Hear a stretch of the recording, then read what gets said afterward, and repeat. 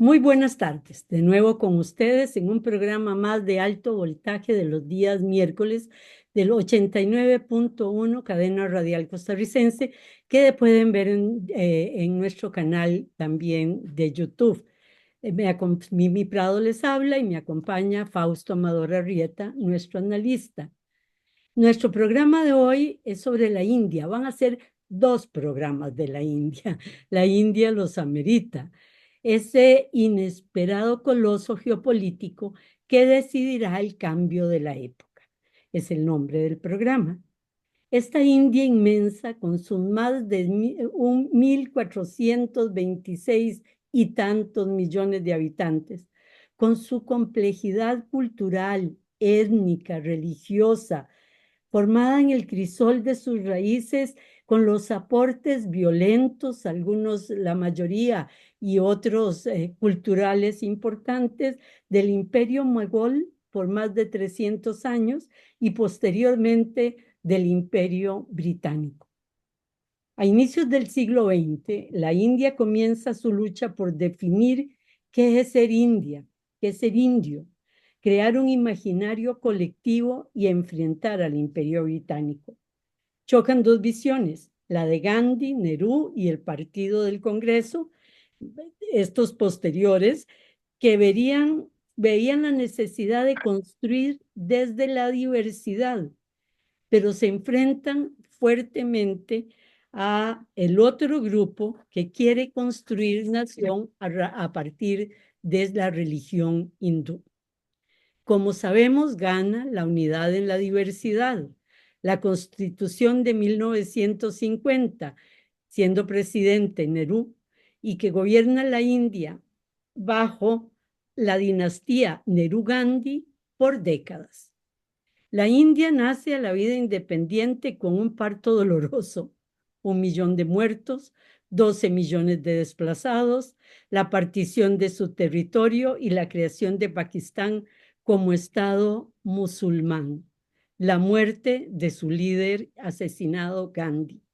Nace como Estado laico en el que cohabitan el 18% de la población mundial, más de 2.000 etnias, decenas de idiomas, con un sistema de castas que aún hoy día dicen pertenecer a ellas el 98% de la población, con profundas diferencias religiosas entre la mayoría hindú, con la musulmana, con los cristianos, con los sikhs, los jainistas, los parsis y miles de sectas derivadas de estos grupos religiosos.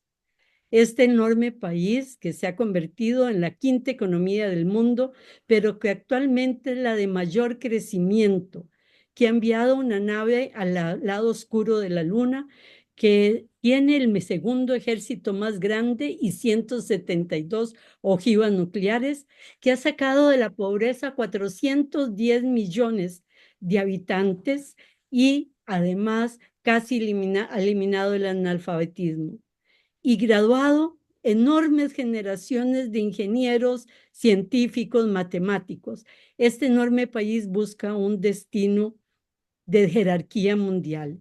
Ha dejado de mirarse hacia adentro y ha empezado con el multilateralismo como guía su política exterior agresiva. Una India aliada a los Estados Unidos, pero aliada también a Rusia y con firme pertenencia a los BRICS. En ese crisol en que se mezclan 2.000 etnias, decenas de idiomas, múltiples castas y diferencias religiosas, ha encontrado la forma y los mecanismos para navegar con timón seguro por el encrespado mar de la geopolítica. Narendra Modi, su actual primer ministro por una década, con índices de aprobación envidiables, el segundo youtuber político más grande del mundo, excelente comunicador y brillante gerente, ha buscado consolidar un sentimiento nacional de pertenencia, crear un nacionalismo basado en el hinduismo, y esto lo acerca a un Estado teocrático, muy alejado del Estado laico inclusivo de las décadas pasadas. Tiene desafíos grandes en sus fronteras porosas y en sus desafíos internos que hablamos, pero marcha hacia el futuro de Bharat, el nombre vernáculo de la India. Y como señala exquisitamente Francesca Marino, todo lo que se dice y todo lo que vamos a decir de la India es cierto y lo contrario también lo es. Buenas tardes, Fausto. Muy buenas tardes, Mimi. Con esa frase lo decís todo. Es la Eh, India. Decidimos dedicar nuestro programa a la India. De hecho, es un estudio fascinante. Sus repentinos y recientes progresos, sus contradicciones, su cultura, los grandes desafíos. Bueno, la crónica periodística sitúa ya a India como el país que será la próxima e inevitable historia de éxito en Asia. Se pronostica que después de este incipiente despegue que ha tenido de los últimos 20 años, India va en camino de emular a China y probablemente será el nuevo gran coloso geopolítico en las arenas movedizas del escenario mundial actual. Y a pesar de los desafíos que tiene, es muy posible que India se convierta en un elemento decisivo de los procesos de transición que vivimos. India está ahí enfrente, desafiada, para transformarse en protagonista de un nuevo orden mundial que está en gestación. Bueno, esa sería la guía de nuestras reflexiones sobre la India, porque el proceso de transición que está viviendo el mundo es la guía que han tenido nuestras reflexiones. Entender el rol de los países, entender el significado de los acontecimientos, todo dentro de la Cambio fase, de época. todo, sí, en la fase caótica de un mundo en transición. Ese sería el hilo conductor de todos los programas en los últimos 2 años. Cómo cada evento se inscribe en la geopolítica internacional. Creo no exagerar cuando digo que desde febrero de 2022, fecha de la invasión Rusia de Ucrania, cada vez más analistas van sumándose a esa idea que Mm. nosotros en aquel momento sugerimos, que entrábamos en el periodo catastrófico de las transiciones, al tiempo del caos, a la hora de los monstruos. Esos monstruos ya están entre nosotros. Estamos tristemente acostumbrándonos a vivir con ellos. En la guerra de Ucrania hemos estado a punto de una hecatombe nuclear y seguimos. En Oriente Medio, el genocidio en Gaza, de tanto espanto, hemos llegado hasta el extremo de ver insensibilizada nuestra impotencia para detenerlo. Ambos escenarios de caos sin sentido, de simples guerras sin objetivos, nos hablan de algo monstruoso. Se están rompiendo todos los mecanismos inhibitorios de la cultura civilizatoria en la que descansa, llamémosle, el orden mundial. Por eso mismo vamos a discutir sobre la India, pero no en sí misma como sujeto de estudio intelectual, sino tratando de presentir el rol que puede jugar en el mundo caótico en el que estamos ingresando. Y entonces, cuando veamos sus potencialidades, cuando veamos sus desafíos, eh, la realidad es que vamos a tratar de determinar el papel que ya juega, el papel que quiere jugar en estos momentos y el papel que puede llegar a jugar. Entonces, primero está verla en la transición.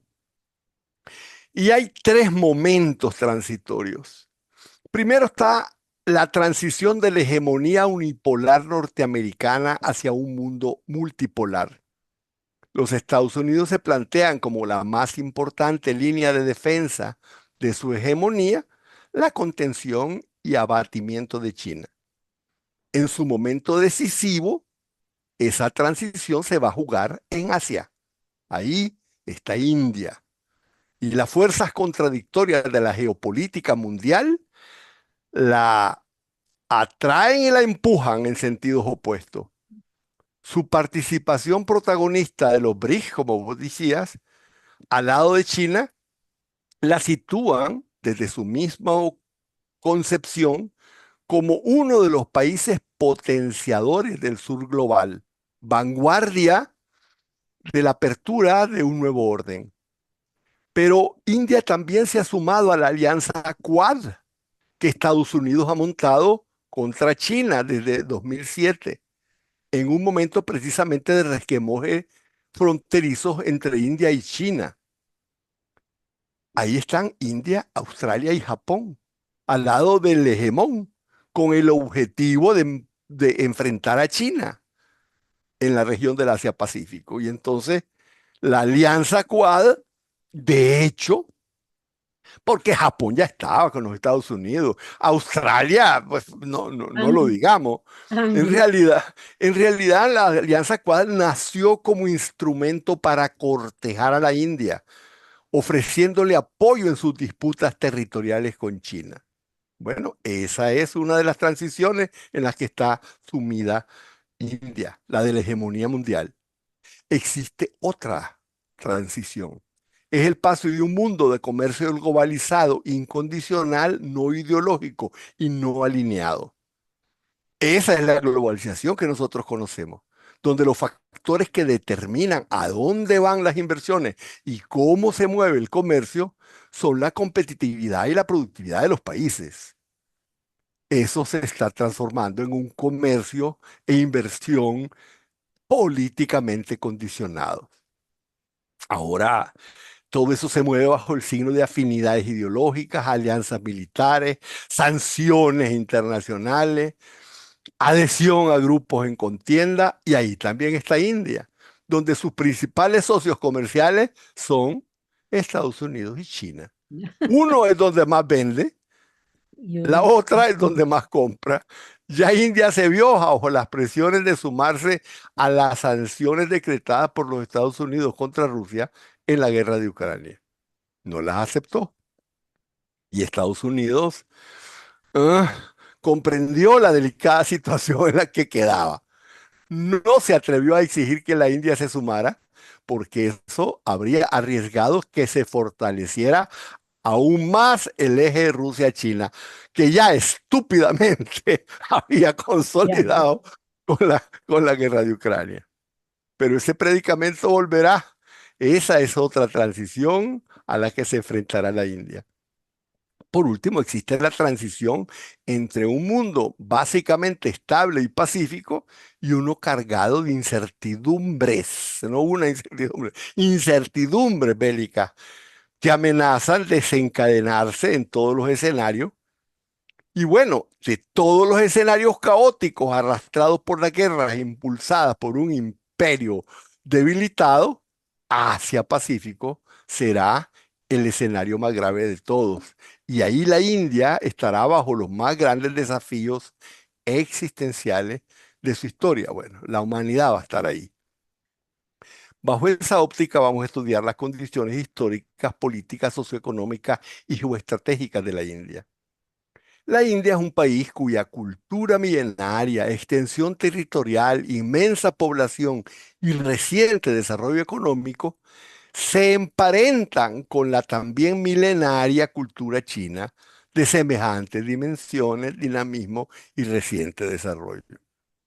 Pero al mismo tiempo que esos factores la asemejan a China, su herencia histórica, tanto precolonial, colonial y postcolonial, cargan sobre su desarrollo un universo tremendo de contrastes y divisiones internas y sobre todo de hegemonías culturales encontradas y todavía no terminadas de dilucidar, con una hegemonía cultural fluctuante entre un nacionalismo excluyente y un nacionalismo abierto.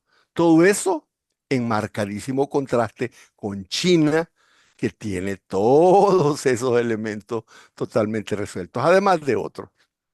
Por otra parte, su trayectoria histórica le confiere la característica de un actor mundial con un guión absolutamente suyo, que no quiere ser instrumental, nunca ha querido ser instrumental. Tiene absoluta conciencia de su, yo le llamaría, taxativa identidad originaria, única en el mundo. Una autoconciencia de reclamar protagonismo internacional propio que no quiere supeditarse al servicio de nadie, al servicio de ningún otro interés que no sea el suyo. Bueno, eso puede deducirse fácilmente si recordamos cómo la India fue uno de los principales, si no el principal, protagonista de la fundación de los BRICS. Pero yo añadiría algo más que tal vez voy a repetir luego, y es que la India es uno de los redactores de los 5 principios de la coexistencia pacífica. Mm. Bueno, en estos momentos vamos a tratar de entender su historia, porque la India está situada exactamente en el espacio geográfico donde se va a decidir el destino humano. Está en su corazón. Jugará un rol y ese rol probablemente lo decida todo. Pero sin la historia no se puede entender nada, no se puede comprender India sin acudir a su milenaria y a su reciente historia. Los Vedas y el hinduismo, lenguaje, religión, civilización y tradición cultural es el sustrato histórico más antiguo, autóctono y profundo de la India. Sus orígenes se remontan a 1400 años antes de Cristo. Ahí también está la estratificación social basada en castas. Bueno, otra de las grandes características de la historia de India es ver ese misterio. ¿Cómo fue posible que en la India nunca se pudo establecer una forma estable de Estado unitario, con sistemas administrativos centrales de los que careció, y más bien se convirtió en un sitio de innumerables inmigraciones colonizadoras que le imprimía a cada una que llegaba tradiciones diferentes? De esas ocupaciones se derivaron incontables tradiciones centradas en relaciones internas totalmente indiferentes al mar que rodea a India por todas partes. De ahí se derivaron formas comunitarias con o sin estados centrales y dejaron una herencia de total ausencia de homogeneidad cultural. Las raíces históricas de la India son profundas y al mismo tiempo caleidoscopio de etnias, religiones, lenguajes, tradiciones y hasta incluso sentido de pertenencia. Algunos dicen que cuando le preguntan a un hindú de dónde es, si se lo preguntas afuera de la India, te dice yo soy indio de la India. Pero si se lo preguntas en India, te dice yo soy De de... Gujarat. Exacto. La India, vos decías que tiene 2000 grupos étnicos, de los cuales 70% es hinduaria. Ok. En religión, el 79% pertenecen al hinduismo, 14 musulmanes, etcétera. Se hablan no decenas, sino cientos de lenguas. Eh, Acaba de haber una nueva discusión en el Parlamento en donde en este momento hay 22 lenguas principales. 38 más están pidiendo que se les declare también lenguas principales. En Guatemala son 82. En un país de este tamaño. La dimensión del problema es mayor en Guate que en la misma India. Bueno, si no nos olvidamos que cuando Cristóbal Colón descubrió América, lo que buscaba era la India, y que también la India fue el objetivo de los primeros viajes de circunnavegación de la Tierra, se entiende como el siglo XVI, la época de las grandes guerras del mar, piratas y no piratas, fue, ¿cómo se dice? Signada, fue marcada, entre otras cosas, por cómo se apiñaron alrededor de India las potencias occidentales. Eh, Eso no pudieron hacerlo ni en China ni en Japón, no completamente, no dominándola, porque ¿qué ocurre? Que esas divisiones le impedían enfrentar con una visión Unidad. unitaria a quien llegara, claro. Los siglos XVI y XVII fueron los de competencia marítima. Los siglos XVIII y XIX son los de la hegemonía, del ascenso de la hegemonía geopolítica inglesa. Y, y ahí eh, prácticamente una compañía privada inglesa tomó control de la India. Por eso, la oposición a la colonización británica va a ser la gran catalizadora de la conciencia de pertenencia nacional india. Hay que entender la forma particularmente brutal de ese proceso. En 1600, o sea, comenzando el siglo XVII, un grupo de empresarios ingleses organizaron una compañía privada y la reina Isabel I Tudor le concedió el derecho monopólico del comercio con las Indias Orientales, es decir, con la India. Ese emprendimiento privado se llamó Compañía Británica de las Indias Orientales, con un poderoso brazo armado formado por reclutas de la misma India, a los que se le llamaba cipayo, entrenados y dirigidos por oficiales británicos puestos al servicio de la compañía por la corona inglesa. La compañía de India fue conquistando territorios hasta imponerse y ejercer soberanía sobre todo el territorio de la India. En algunos lugares, sobre todo en las costas, los administraba directamente. En otros lugares, sobre todo en el centro y en el norte del país, toleraba que pequeños reyes Sí, ejercieran pues, administraciones locales y les pagaran tributos. La empresa creció tanto que llegó a representar, digamos, en 1850, el 50% del comercio mundial. Se enfrentó a numerosas rebeliones hasta que su brutalidad con la población llegó a provocar en 1857 la rebelión de los cipayos, una famosísima rebelión. estamos a tiempo, Fausto, para un Sí, corte. en este es el momento del corte. Regresamos con ustedes en unos minutos y con la maravillosa historia de la India. De nuevo con ustedes, nuestro programa de hoy, el inesperado coloso geopolítico que dirigirá un cambio de época. Y en el corte estaba Fausto hablando de las primeras rebeliones, de verdad, en la India, la rebelión de los cipayos, de los Sikh, No, de los cipayos, sí. de los cipayos. Eh, eh, esa fue la más importante rebelión que se produjo en 1857. Los cipayos eran los soldados indios que reclutaba la compañía inglesa de Indias. Y Y la bueno, mayoría Sikhs eran de la religión Sikh, además.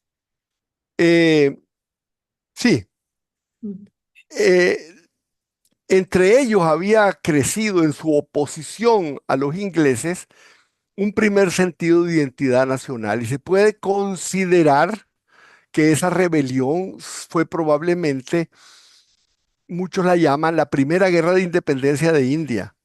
El ejército británico tuvo que intervenir para aplastar a sangre y fuego la rebelión. Fue una cosa espantosa.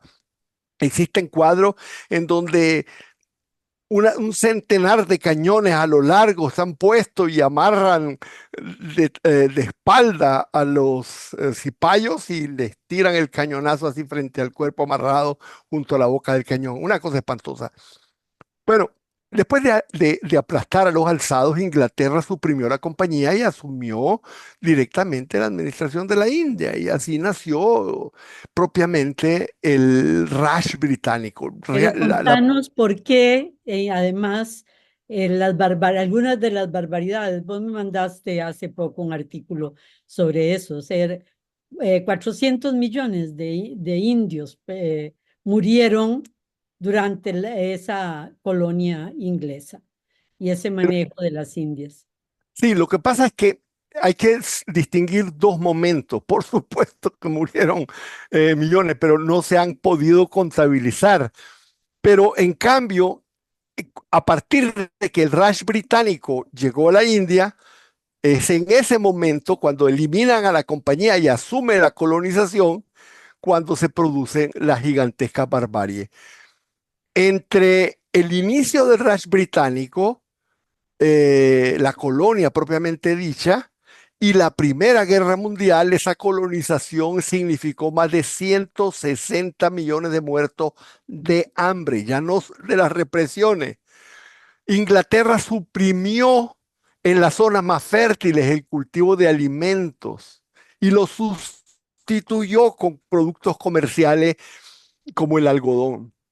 Y el artículo que te mandé fue de Dylan Sullivan, que dice que la colonización británica de la India fue una tragedia humana con pocos paralelos en la historia. Y dice él que la cantidad de muertos por hambre y por represión durante la colonización británica sobrepasan en número la suma de todas las muertes durante las hambrunas de la Unión Soviética, China maoísta, Corea del Norte, Camboya, de Pol Pot y de Etiopía.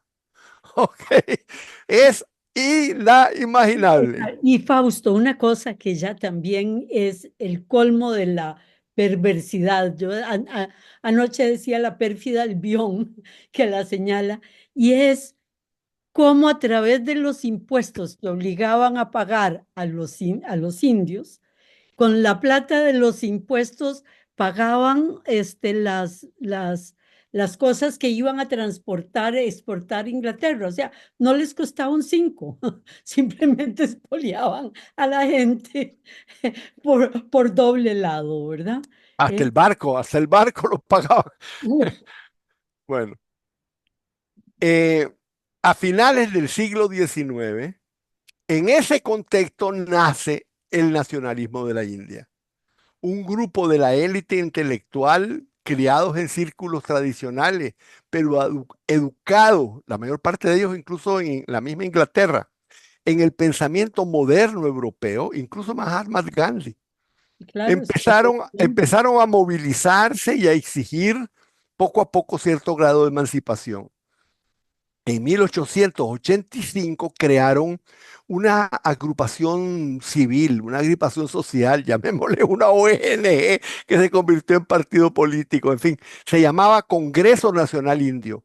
Y en su seno se desarrollaron tres corrientes nacionalistas. Una se inspiraba en la visión de un nacionalismo universalista del modelo liberal europeo, según la cual todos los ciudadanos debían recibir el mismo trato, en donde se rechazaban las demandas particularistas de las minorías de la India.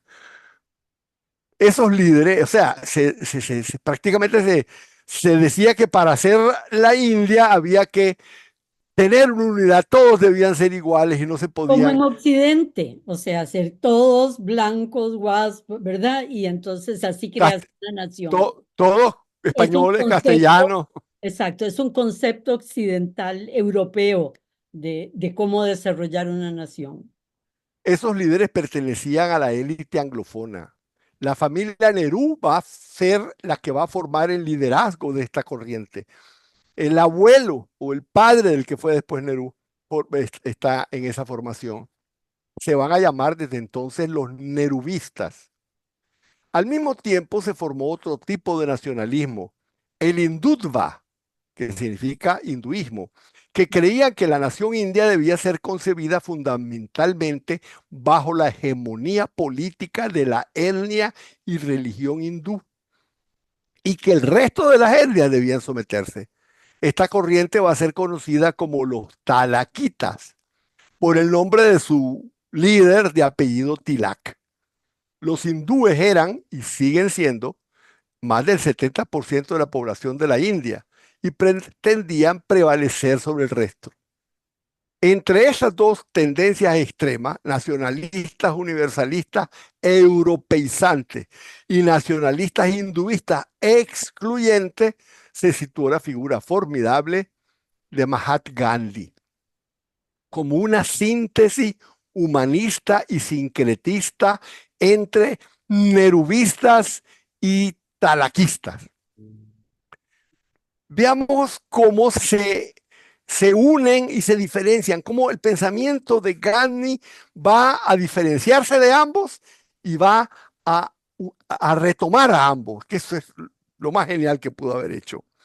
A diferencia de Nehru, para Mahatma Gandhi, la nación no era una sumatoria de ciudadanos, sino un conjunto de comunidades, de grupos con sentido propio de pertenencia y De que esta culturas pertenencia diferentes, no estaba en contradicción con su pertenencia a una nación común. Decía Mimi, ¿no? De culturas diferentes. de culturas diferentes, sí, pero que no se contradicían con la Exactamente. pertenencia común. A diferencia de los talaquistas, defendía que esas comunidades tenían igualdad de derechos y rechazaba que los hinduistas, tuvieran un estatus superior a los demás.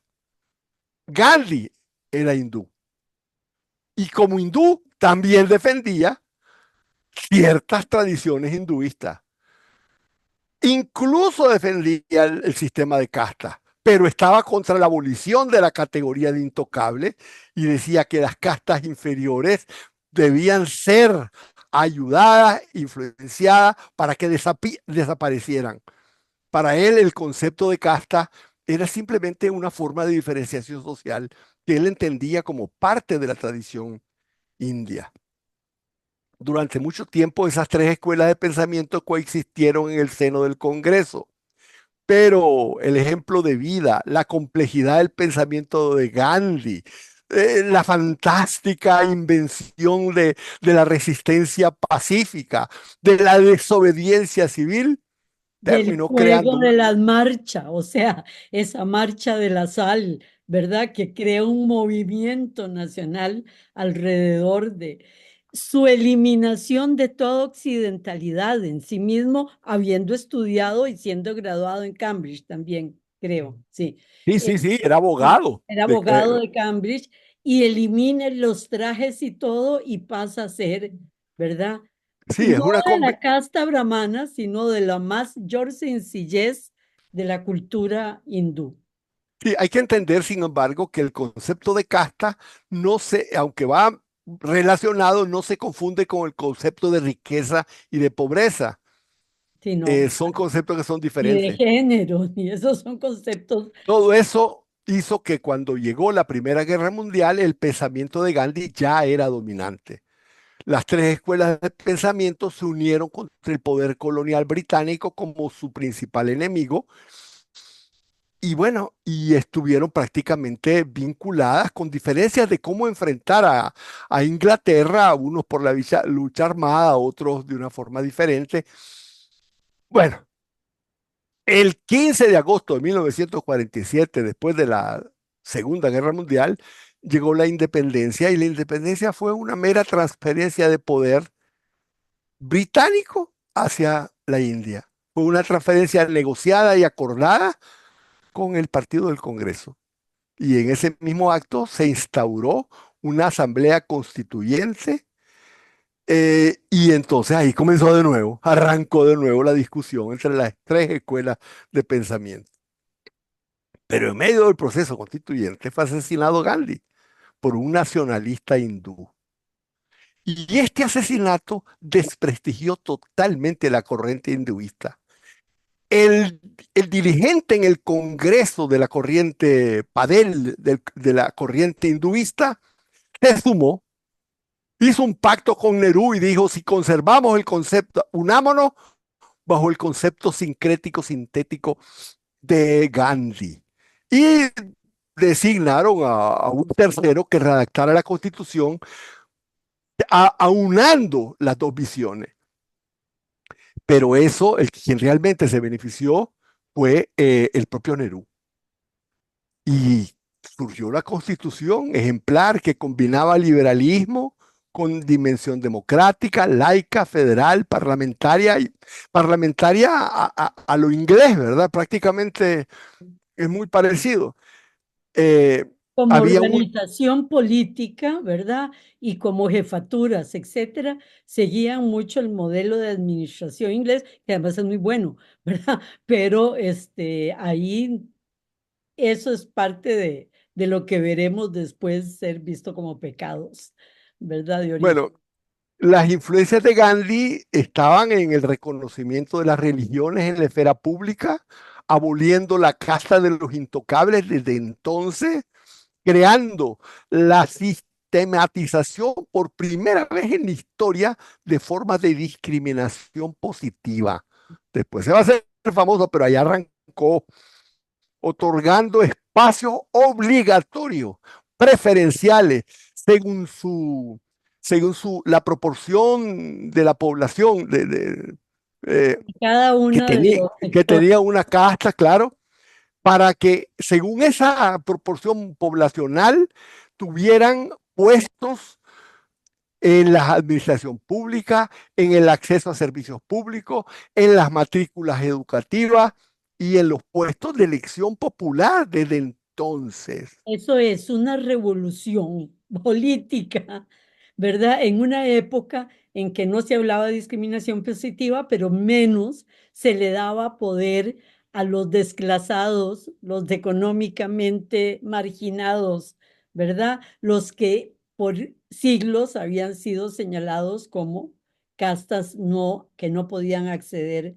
al poder.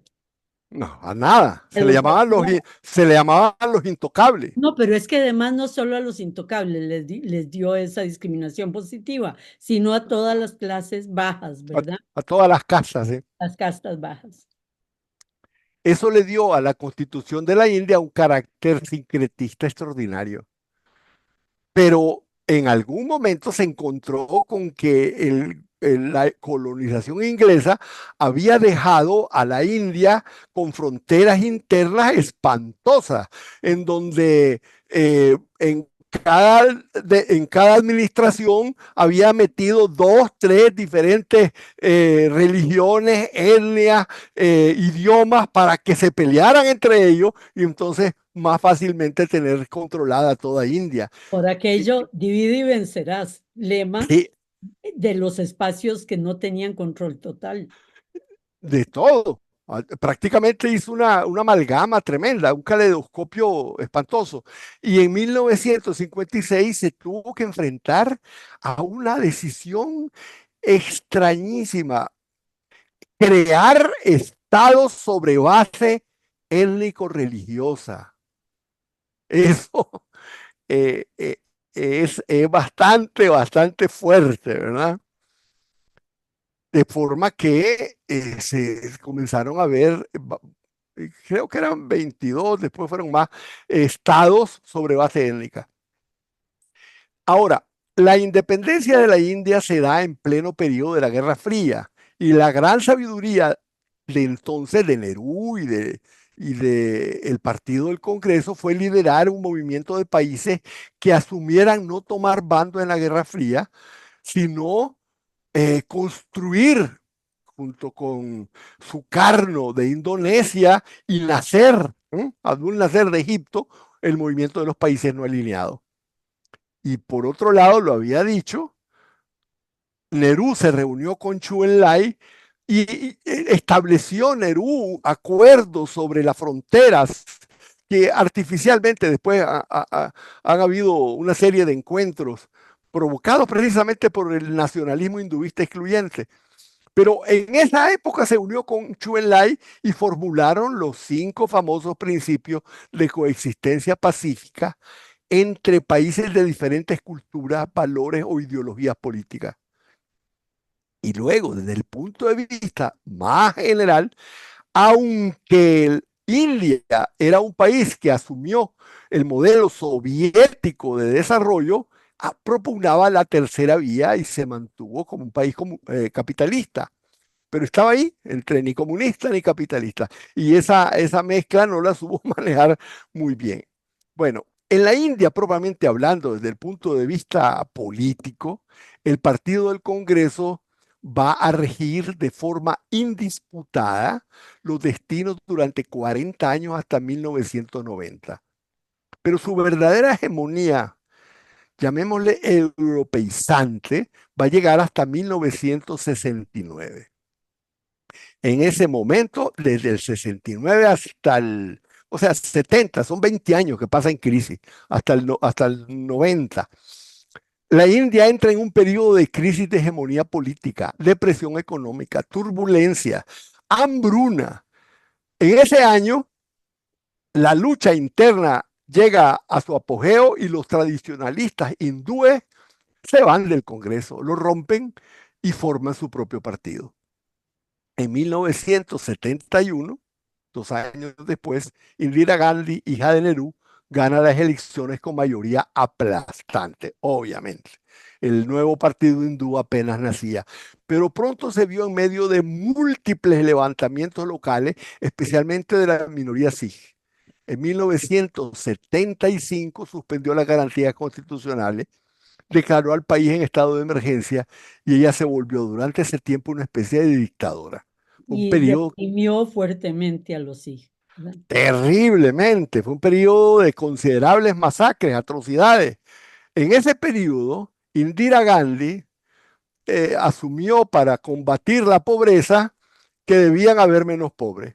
Y entonces fueron esterilizadas por la fuerza más de 8 millones de mujeres de las castas más bajas y de las zonas más pobres. Eso fue tremendo porque eso fue el punto de inflexión para el auge de los nacionalistas hindúes que tenían 50 años de formar organizaciones clandestinas porque ellos estaban por la lucha armada contra, contra la colonia.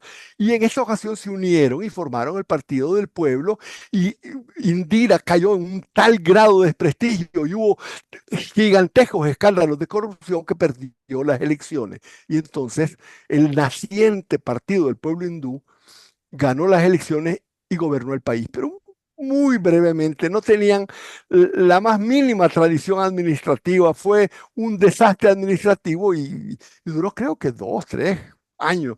El Partido del Pueblo se convirtió después en el Partido del Pueblo Hindú, que es el actual. Bueno, eh, los periodos de gobierno de Indira Gandhi se caracterizaron por rasgos de enorme contraste con los gobiernos de su padre Nehru. Durante su mandato hubo una guerra con Pakistán, conflictos armados contra China, se desarrolló la bomba atómica china, India, y India. lo más importante, a pesar de ser el país dirigente del movimiento de los países no alineados, durante su gobierno, India se vinculó y apoyó directamente en la Unión Soviética y imitó de una forma muy fuerte el estatismo soviético. Inició una reforma agraria, pero el tipo de cooperativas, etcétera. Ahí ese es el periodo en que India va a armarse con armamento soviético y hasta el día de hoy, ¿verdad? Desde el punto de vista económico, los 40 años de dominio político del Congreso fueron un total desastre. Estatismo extremo. El desarrollo del país estaba hacia adentro, total desprecio del comercio exterior y la economía se cerró todavía más que en el periodo colonial. Una comparación muestra que en 1914, ¿sí?, el punto culminante del Raj británico, el comercio era el 20% del PIB. Y Indira Gandhi llevó el comercio al 8% del PIB. Y así estaban las cosas cuando llegó la caída del muro de Berlín y la disolución de la Unión Soviética y con ella el total desprestigio de todas las políticas estatistas que la familia Nehru Gandhi habían impuesto en la India. En ese momento comienza el nuevo periodo de India y desdichadamente no vamos a tener tiempo para realizarlo. Se Entonces nos creo acabó que el tiempo. se Ni nos va a siquiera tocar. llegamos a las conclusiones. Ya lo sabíamos y habíamos dicho que era imposible cubrir, pero bueno, nos vamos a tener que reducir el próximo también. O tal vez Gracias. hacemos tres. Hacemos tres, es que es la India. Gracias, Eso, Fausto. Perdón. es que es la idea y nadie conoce de ello, entonces no se puede hablar. Vos Y ha decías, sido fascinante estudiarla además. si no, no se entiende nada. Exacto. Muchísimas gracias a todos ustedes por acompañarnos hoy. Nos vemos el próximo miércoles. Buenas tardes, Fausto. Buenas tardes, bebé.